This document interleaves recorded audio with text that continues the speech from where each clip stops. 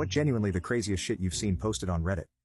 1. The guy who bought a watermelon, ifed it relentlessly, then buried it in the garden before it started to stink, only to create a little watermelon garden which his family loved. That one lives rent-free in my head. 2. Seems tame compared to the rest of the thread, but there was a post basically saying, "Hey, Ray Liotta is a family friend and he died this morning," like almost 24 hours before it hit the news at all. That was a trip.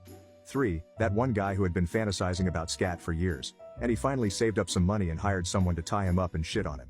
But it turned out he wasn't into scat at all IRL. And now he was just sitting in the hotel room after the other person left, writing the Reddit post and reflecting on how much time and money he had spent on it. That one was so crazy.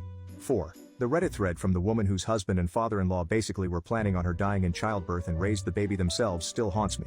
There was a thread where a woman's mother used coconut oil on her twin daughter's hair when the one was severely allergic to coconut, which the grandmother was well aware of, saw the kid acting ill, and essentially sent her granddaughter to bed to get unalived. Because the grandmother didn't believe in allergies.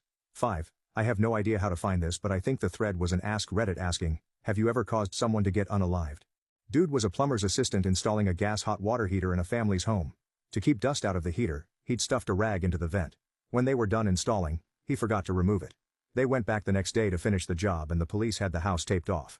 The entire family of 5 had got unalived of carbon monoxide poisoning. He managed to sneak in the back door and remove the rag before anyone figured out what had happened. He never got caught. 6. A little car driving away from a tsunami in Japan. They just made it and the water behind them was dragging houses and cars. 7. There was a question posed to dentists about the worst things they had seen in people's mouths. That thread still haunts me.